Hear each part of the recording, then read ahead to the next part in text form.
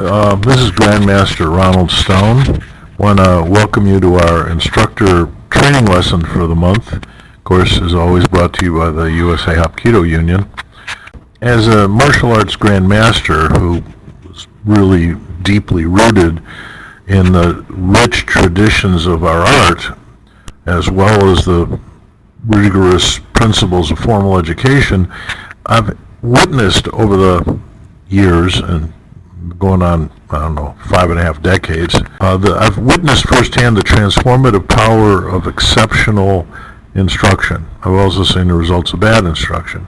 Achieving the rank of black belt signifies a mastery of the fundamental techniques and principles. It's really, your first dan is really the beginning of another journey, another road. But becoming a truly great instructor, we're talking master and grandmaster level, this demands a different and equally challenging journey.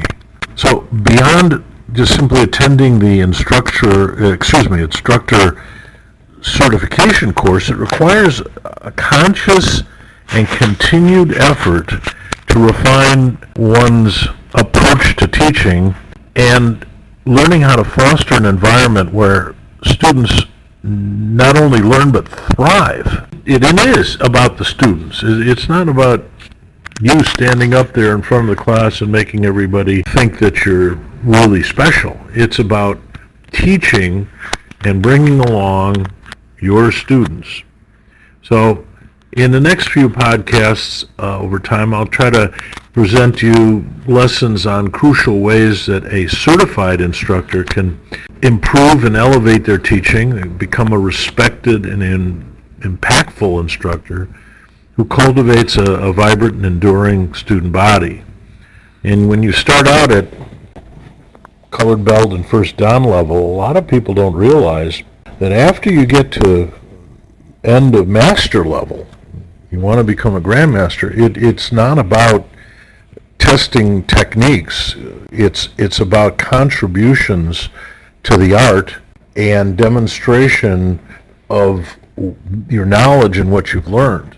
You don't see 7th and 8th and 9th degree dans on the mat showing forms or techniques in order to get their next rank. That's a lower rank testing modality. So it's important to realize that if you want to elevate your learning, you teach. And if you want to help the art, you learn how to teach. So we're going to talk a little bit about developing a deep empathy with individualized attention. So the first part of that, per subsection, is explanation. Great instructors recognize that each student arrives with a unique background, learning styles are different, physical capabilities are different, and their goals, the reasons they came to study, are different. The good instructors move beyond a one-size-fits-all approach, and they try to understand each individual's need and challenges.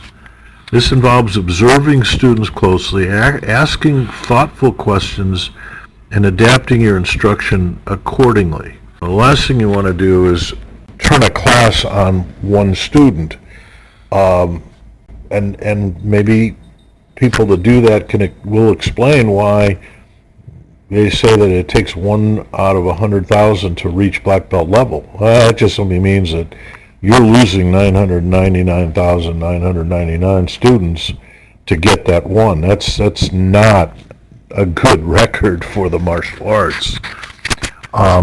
So you have to understand that while you're teaching the class, you have to concentrate on the individuals.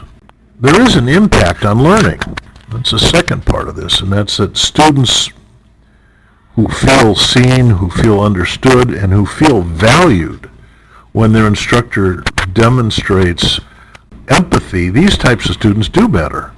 You want them to feel like they're important. Use their names a lot. And I got to tell you, from a parental standpoint, when you hear your child's name being used over and over again, it means that the teacher is developing a relationship with the student, and the parents feel like, wow, I'm getting my money's worth. When the students feel that they are valued, that they're understood, it fosters a sense of trust and encourages them to be more open to learning and taking risks. Sometimes you got to take these students out of their shelter. Sometimes you have to draw them out, especially if they're shy or very young. So you have to. Tailored guidance addresses specific weaknesses, and it builds upon individual strengths and leads to much more effective skill development. And lastly, for cultivating that deep empathy and the individualized attention, it'll have an impact on retention. That's the third point. When students feel personally invested and supported, and when their relatives do that and recognize that, these students are more likely to remain committed long-term to their training. They perceive that the instructor is a mentor who cares about their individual progress, and as we talked about in our previous podcast, not just a drill sergeant. Those of us who studied years and years and years ago, everything seemed to be almost a military exercise. I did a podcast called Drop and Give Me 50. And that's because back in the day, in the 50s, 60s, 70s, those instructors were learning or had learned most of the time in the military, where they had to go and they had to follow instructions. And the sergeants treated them like boots. You can't do that today because that's not the case. These people come to you not because they have to, not because they're ordered to, because they want to, and they want to be appreciated for that willingness and that enthusiasm. So you have to cultivate a deep relationship with individualized attention. And for some of you who were trained back in the day, that may not be easy.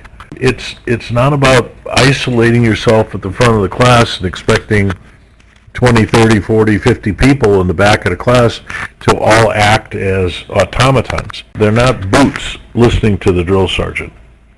And the more that you bring out each individual personality within the confines of school rules, certainly you don't want somebody disruptive.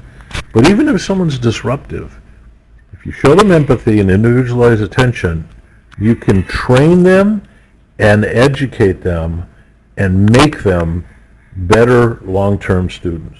So, just remember that for today. Cultivate deep empathy and individualized attentions, and it will help you with your desire to become a good martial arts instructor and rise in rank and be respected. Anyway, thank you for listening to my usual ramblings, and as always, you can check us out at the USA Hapkido Union. We're always open for comments, and please join, like, share our podcasts. And again, this is Grandmaster Ronald Stone. I appreciate you listening. Thank you.